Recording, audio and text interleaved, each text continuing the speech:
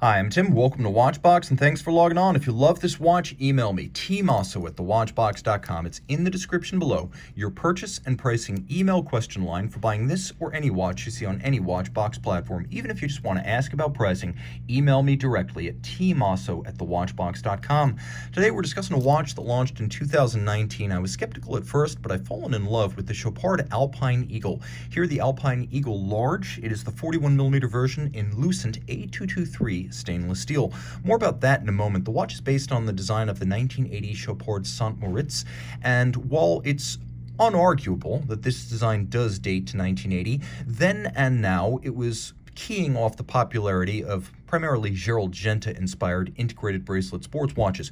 It's the details that set this watch apart from that popular pack.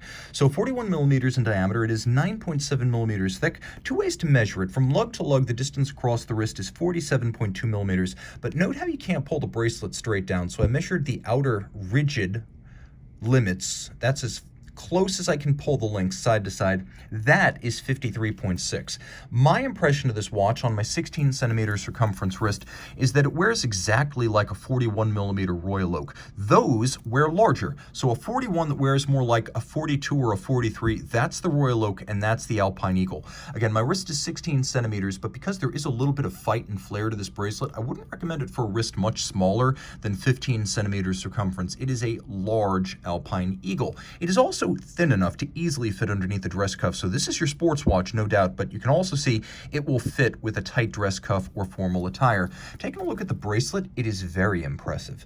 Now, the watch is made of what Chopard calls lucent A223 steel, which they like to say is about 223 Vickers in hardness.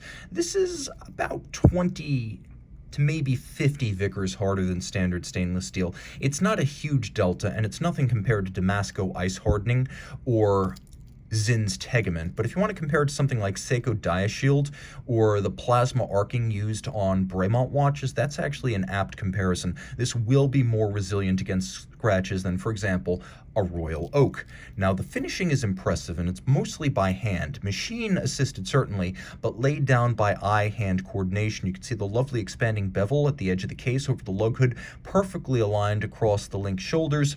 The outer faces of the links are vertically satinated. There's longitudinal satination, little notches to add depth to the links. Then you can see that the intermediate links are all polished, and they're faceted both longitudinally and laterally, canted inboard. Very impressive. You can also see that every single link on this bracelet on both sides, that's just a little bit of glue from a sticker there, but every single link can be removed for precise sizing. We have a double fold deployant clasp here. You can see it is a sequential close. One side closes before the other. Chopard branded, of course. Rolling over the case, you can see the integration is done nicely. There is a pronounced taper to the bracelet, so it's not like a straight column the way a lot of cheap integrated bracelets are. This one does taper as it moves down and away from the case.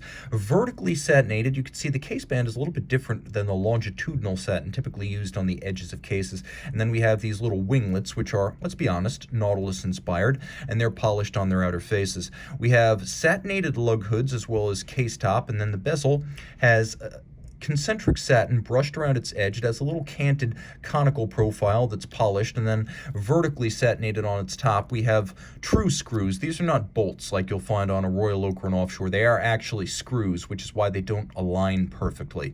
The bolts on a Royal Oak will always align because the nut holding them on is underneath the bezel. Now, we have a dial that is exceptional. This is the best part of the watch. There's a lot to love here, but the dial is the single most inventive and appealing part of this watch. Outboard, we have a Rayhalt that's slightly sloped, blue metallic, not much to say. It lets you read the minutes and the seconds. We start moving inboard, things get exciting. Now we have applique, quarter, Roman numerals.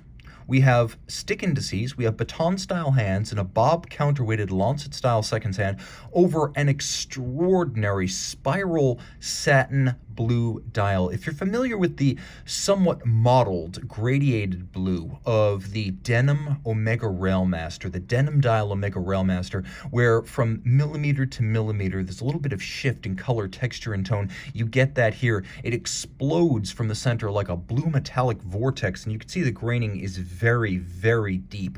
That is done by etching the dial. This is not a conventional brushed sunburst. It's designed to look like the eye of an eagle, and I'm not going to argue.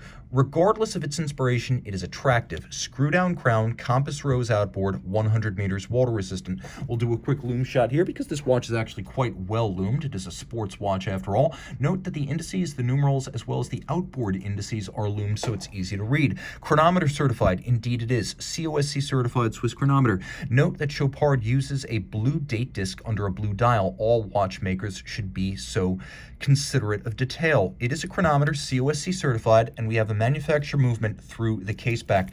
This is caliber 0101C, chronometer certified, automatic winding, 60-hour power reserve, 31 joules, and of course you can see it nicely fills the case back. Chopard is a true manufacturer. It makes its own movements.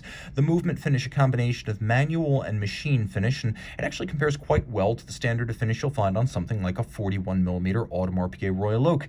And the movement is also reasonably thin, keeping the watch fairly svelte in profile. It beats away at 28,800 vibrations per hour. I love everything about this caliber. The fact that it has a long power reserve, the fact that it's thin, the fact it's chronometer, the fact that Chopard makes it itself, the fact that it is thoughtfully and beautifully finished, and the fact that it graces a truly worthy watch. Reach out to Team Mosso at thewatchbox.com for purchase and pricing details.